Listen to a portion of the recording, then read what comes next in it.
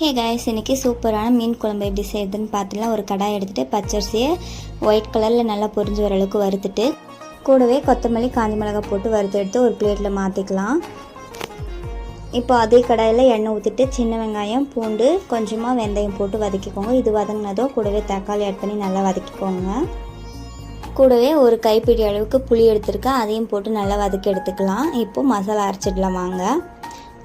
ஒரு mixie jar எடுத்துக்கிறேன், ஒரு முடி தேங்காய்.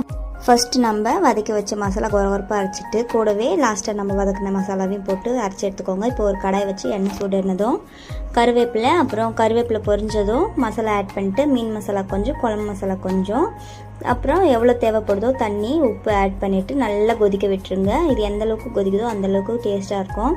குழம்பு நல்லா கொதித்து இறக்குற கன்சிஸ்டன்சியில் நம்ம 3 நிமிஷம் மீனை போட்டு குக் பண்ணி எடுத்தோம்னா சூப்பரான மீன் குழம்பு ரெடி ஆயிடுச்சு. வாங்க ஃப்ரெண்ட்ஸ் சாப்பிட்லாம்.